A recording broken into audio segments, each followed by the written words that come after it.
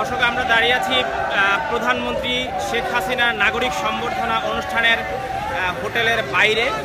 এই হোটেলটিতেই অল্প কিছুক্ষণ মধ্যে প্রধানমন্ত্রী শেখ হাসিনা এসে উপস্থিত হবেন এবং এখানেই নাগরিক সম্বর্ধনার অনুষ্ঠানটির আয়োজন করেছে যুক্তরাজ্য আওয়ামী লীগ।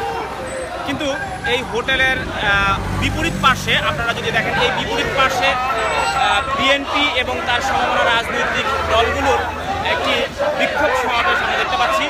তারা সকাল থেকেই এখানে বিভিন্ন ধরনের ব্যানার ফেস্টুন নিয়ে এখানে প্রধানমন্ত্রী শেখ হাসিনার এই আগমনকে তারা প্রতিবাদ জানিয়েছেন।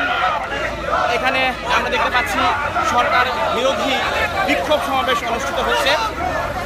আর ঠিক উল্টো দিকেই আওয়ামী লীগ সমর্থক এবং পুলিশি নিরাপত্তা বেষ্টনী আমরা দেখতে পাচ্ছি। প্রচণ্ড বিক্ষোভের মুখে এখানে সমাবেশ হচ্ছে।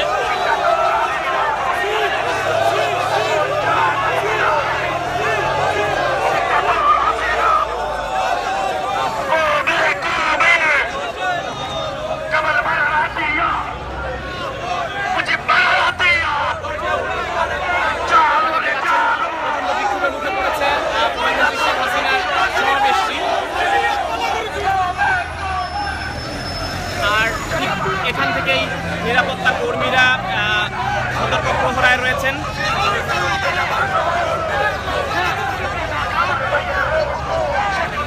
এই হচ্ছে সর্বশেষ আপডেট।